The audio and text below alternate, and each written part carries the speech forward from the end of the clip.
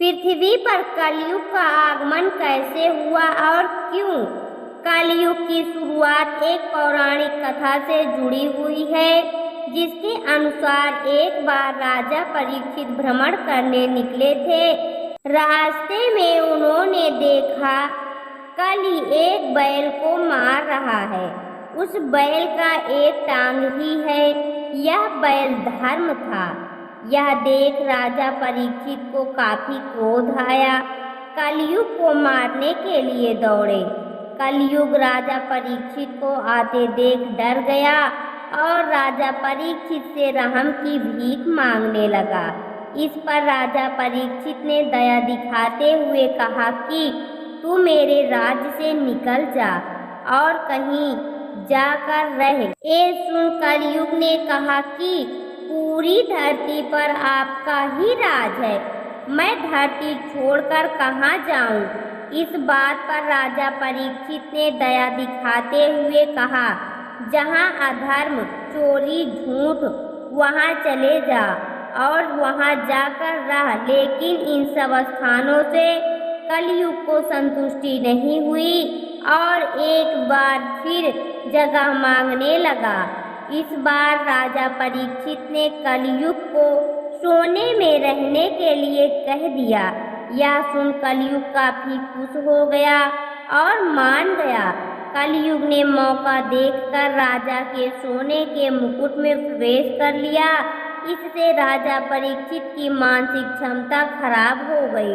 राजा परीक्षित के मस्तिष्क में नकारात्मक विचार उत्पन्न होने लगे। राजा परीक्षित ने पास में गुजर रहे एक सांप को मार दिया और उसे ध्यान लगाकर बैठे एक साधु के गले में डाल दिया। साधु ने जब अपनी आंखें खोली तो उसने अपने गले में मरा हुआ सांप देखा। यह देख साधु को राजा परीक्षित पर काफी क्रोध आया।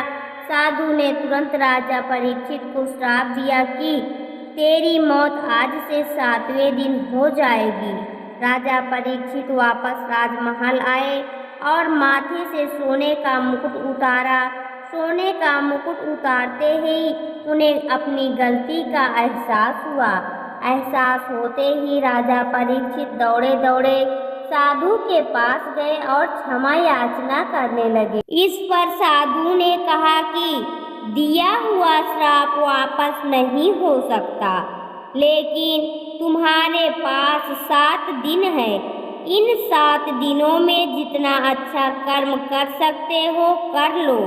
इसके बाद राजा परीक्षित वापस राजमहल आ गए और 7 दिन बाद राजा परीक्षित की मृत्यु हो गई। राजा परीक्षित के मरने के बाद कलयुग ने पूरी धरती को अपने चपेट में ले लिया और हर तरफ पाप और अधर्म करने लगा। फिर इसी तरह से कलयुग का आगमन धरती पर हुआ। कलयुग चौथा और अंतिम युग है। इस युग में अधर्म अपने चरम पर पहुंच जाएगा। इस युग में देवता मात्र 10,000 वर्षों तक ही धरती पर रहेंगे।